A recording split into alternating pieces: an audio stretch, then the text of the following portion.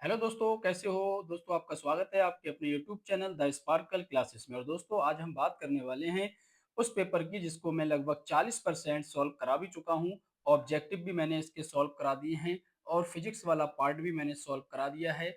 आज हम जो सॉल्व करने वाले हैं वो केमिस्ट्री वाला पार्ट सॉल्व करेंगे। ठीक है, पूरा कंप्लीटली केमिस्ट्री वाले पार्ट को इस वीडियो में सॉल्व करना है। चलिए देरी ना करते हुए स्टार्ट करते हैं। सबसे पहले हमारे ऑब्जेक्टिव जो क्वेश्चन थे वो सॉल्व हो चुके थे और फिजिक्स वाले क्वेश्चन भी हमारे सॉल्व हो चुके थे। अब यहाँ से हमारा स्टार्ट होता है केमिस्ट्री वाला पार्ट। और ये केमिस्ट्री वाले पार्ट में जो सबसे पहला क्वेश्चन है हमारा, वो कौन सा क्वेश्चन दे रखा है? वो क्वेश्चन दे रखा है, निम्नलिखित समीकरण को संतुलित कीजिए। जी हाँ दोस्तों, ये आपकी दो समीकरणें दे रखी हैं और इन दोनों समीकरणों को बोला गया है कि आपको इन्हें संतुलित करके बताना है, इनको बैलेंस करके बताना है। तो पहले तो हम इन समीकरणों को देख लेते हैं कि ये समीकरण किस तरीके से बैलेंस की गई हैं। ठीक है, तो सबसे पहली हमारी समीकरण क्या दे रखी है? H2SO4 की रिएक्शन जब हम सोडियम हाइड्रोक्साइड के साथ कराएंगे, मतलब NaOH के साथ कराएंगे, तो सोडियम सल्फेट और H2O बनना चाहिए। यहाँ पर जबकि सोडियम 2 हैं और यहाँ पर सोडियम 1 है, तो इसको बैलेंस करने के लिए हम क्या करेंगे, सोडियम के आगे 2 लगा देंगे, जो कि मैंने इस रिएक्शन में करके दिखाया है। H2SO4 NaOH के आगे कितने लगा दिए हैं? 2 लगा दिए हैं और यहाँ बन जाएगा सोडियम सल्फेट और H2O। तो पहली रिएक्शन हमारी कैसी हुई? बैलेंस हो चुकी है। दूसरी रिएक्शन की तरफ बढ़ते हैं। मैग्नीशियम क्लोराइड जब सिल्वर नाइट्रेट के साथ नाइट्राइट के साथ रिएक्शन करता है तो MgNO3 बनता है और AgCl2 बनता है। तो इसमें भी हमको क्या करना है? रिएक्शन को बैलेंस करना है। तो मैंने ये रिएक्शन भी आपको बैलेंस करके दिखा दी है। MgCl2 plus 2AgN3, MgCl2 plus 2AgNO3 और इधर क्या बन जाएगा? MgNO3 का होल ट्वाइस प्लस 2AgCl। तो हमारी दूसरी रिएक्शन भी यहाँ पर सॉल्व हो चुकी है। अब तीसरे क्वेश्चन में हमसे क्या पूछा है, जो कि 2 नंबर हमारे इन 2 रिएक्शनों से कंप्लीट हो चुके हैं। 2 नंबर यहाँ से हम इनको कंप्लीट कर चुके हैं। अब दिया गया है अभिक्रिया Zn प्लस H2SO4, यानी कि जिंक की रिएक्शन जब सल्फ्यूरिक अम्ल से कराते हैं तो जिंक सल्फेट बनता है और हाइड्रोजन गैस बनती है, में अभिकारक तथा उत्पाद बताइए। कितना इजी क्वेश्चन है दोस्तों, बिल्कुल सिंपल क्वेश्चन दे रखा है। Zn प्लस H2SO4 की रिएक्शन जब कराएंगे तो जिंक सल्फेट बन जाएगा और हाइड्रोजन बन जाएगा। तो हमसे पूछा है कि इस रिएक्शन में अभिकारक और उत्पाद बताइए। तो सिंपली जो एरो का निशान होता है, तीर का निशान होता है, तीर के निशान के इस साइड वाले जो होते हैं ये सब के सब क्या कहलाते हैं? अभिकारक। और तीर के इस साइड में मतलब हेड की तरफ, ये तीर का हेड बोला जाता है और ये टेल। तो हम जो बोल रहे हैं तीर के हेड की तरफ जो भी पार्ट होते हैं वो सब क्या कहलाते हैं? उत्पाद। तो हमने क्या कर दिया, अभिकारक में किसको लिखेंगे? Zn को लिखेंगे और H2SO4 को लिखेंगे। तो हमने अभिकारक में Zn तथा H2SO4 लिख दिया और उत्पाद में हम क्या लिखेंगे? ZnSO4 प्लस H2, जो कि हमने ZnSO4 तथा H2 को लिख दिया है। नेक्स्ट हमारा क्वेश्चन क्या बोलता है? नेक्स्ट क्वेश्चन हमारा बोलता है अमोनियम क्लोराइड के ऊष्मीय वियोजन की अभिक्रिया तथा बनने वाले पदार्थ के नाम लिखिए। तो हम क्या करेंगे, इसकी रिएक्शन कराएंगे। और इसकी रिएक्शन हम कैसे कराएंगे? जब अमोनियम क्लोराइड की रिएक्शन को गर्म करेंगे, जब अमोनियम क्लोराइड को जब गर्म करेंगे तो दोस्तों अमोनिया बन जाएगा और क्या बन जाएगा? HCl हमारा बन जाएगा। तो 2 नंबर में तो ये 2 रिएक्शनों को कंप्लीट करवाया गया था और 1 नंबर में इस रिएक्शन में ये पूछा गया था अभिकारक कौन है और उत्पाद कौन है, और NH4Cl में हमसे ये रिएक्शन को कंप्लीट करवाया है। नेक्स्ट क्वेश्चन की तरफ बढ़ते हैं। नेक्स्ट क्वेश्चन हमारा क्या बोला है?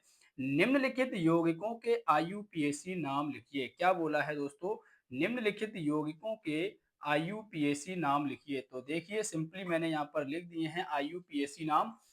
यहाँ पर हमारा दे रखा है एक कार्ब CH3 ये है और बीच में C डबल बॉन्ड O है और एक CH3 ये है। तो हम क्या बोल सकते हैं जनरली इसको, इसका IUPAC नाम हो जाएगा। 3 कार्बन है, 1 2 3, तो 3 कार्बन के लिए आता है प्रोप और सिंगल बॉन्ड के लिए आता है एन। तो हम लिखेंगे प्रोपेन और 1 2 2 पर हमारा O लगा है जो कि कीटोन समूह होता है और कीटोन समूह के लिए वर्ड यूज करते हैं ओन। तो नाम हो जाएगा प्रोपेन टू ओन। एक तो हमारा IUPAC नाम यह है और दूसरा नाम क्या होगा? हम क्या करेंगे, सबसे पहले कार्बन की गिनती कर लेंगे।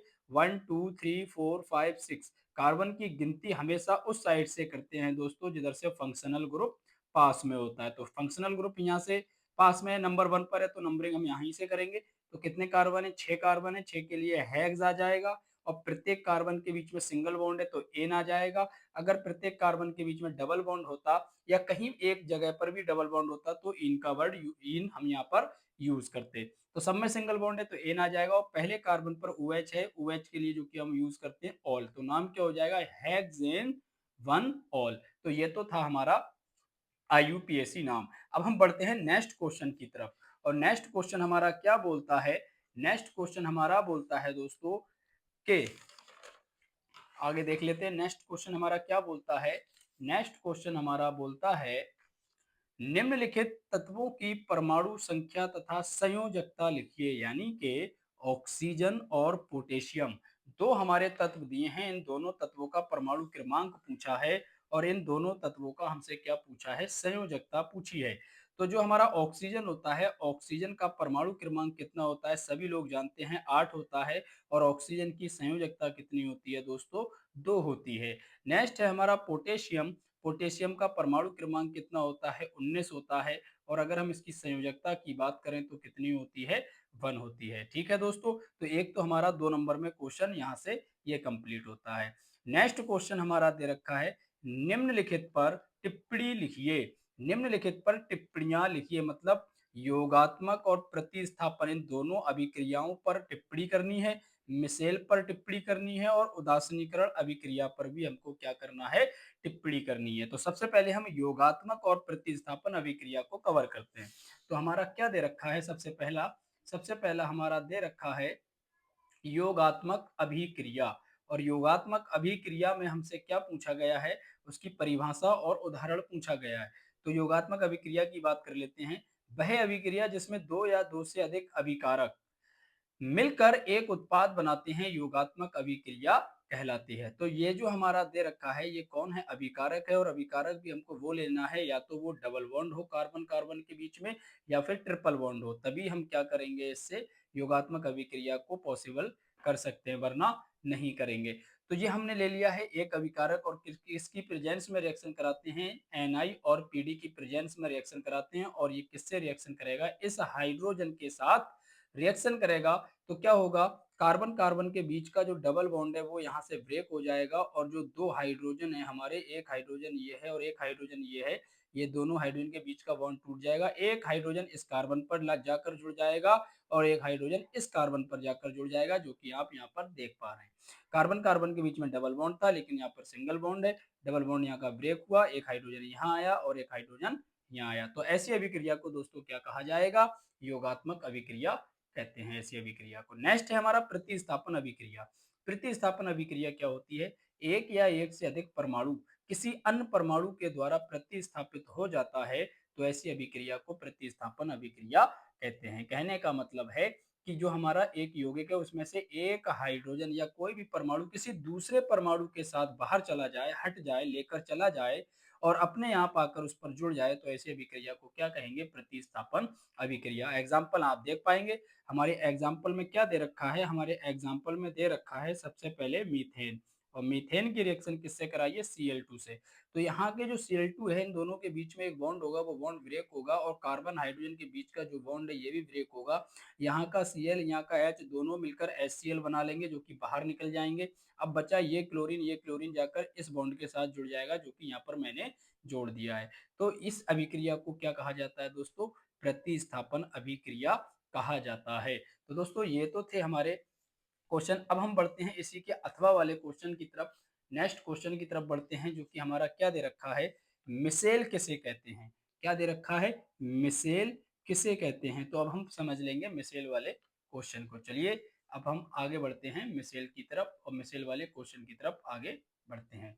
मिसेल मिसेल साबुन या डिटर्जेंट के अणुओं का एक गोलाकार समूह है जो पानी में घुलने पर बनता है, जिसमें अणु के जल रागी सिरे बाहर की ओर और जल विरागी सिरे केंद्र की ओर होते हैं, जो मैल को घोलने में मदद करते हैं और हमारे कपड़े साफ हो जाते हैं। तो ये जो डायग्राम मैंने बनाया है यही डायग्राम किसका है? मिसेल का डायग्राम है और जो बीच में ये एक बूंद की तरह है, ये बूंद किसकी है? ये तेल की बूंद है और ये हमारे सोडियम के अणु हैं या सोडियम के आयन हैं। तो इसको हम इस संरचना को हम क्या कहेंगे? मिसेल संरचना कहेंगे। कभी भी अगर क्वेश्चन आपका मिसेल के ऊपर आता है तो आपको बस इतना ही लिखकर आना है। नेक्स्ट क्वेश्चन हमारा क्या है? नेक्स्ट क्वेश्चन है हमारा उदासीनीकरण अभिक्रिया किसे कहते हैं? तो दोस्तों उदासीनीकरण अभिक्रिया ये भी बहुत सिंपल है, इजी है, जो कि मैंने इनको बहुत अच्छे से समझाया है। तो आइए इसको भी देख लेते हैं। उदासीनीकरण अभिक्रिया जब अम्ल और क्षार आपस में अभिक्रिया करके लवण और जल बनाते हैं तो ऐसी अभिक्रिया को बोला जाता है उदासीनीकरण अभिक्रिया। ऐसी अभिक्रिया को क्या बोला जाएगा? उदासीनीकरण अभिक्रिया। तो यहाँ पर हम क्या ले लेंगे? एक तो एसिड ले लेंगे और दूसरा क्या ले लेंगे? बेस ले लेंगे। यहाँ का Na, यहाँ का Cl NaCl बना लेगा और H2O बना लेगा।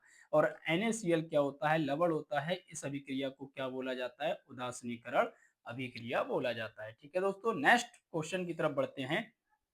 व्यंजक चूर्ण के दो उपयोग लिखिए। तो हमसे क्या पूछा है? व्यंजक चूर्ण के दो उपयोग पूछे हैं, जो कि हमारे साफ साफ लिखे हुए हैं। पहला उपयोग है, इसका उपयोग सूती तथा लिनन वस्त्रों के निर्माण में किया जाता है। और दूसरा उपयोग है, चीनी को सफेद करने में व्यंजक चूर्ण का उपयोग किया जाता है। नेक्स्ट है संक्षारण तथा क्या है? संक्षारण क्या है? इसके निवारण की दो विधियां बताइए। यानी कि पहले तो हमको संक्षारण बताना और फिर इसको बचाने के उपाय पूछे हैं।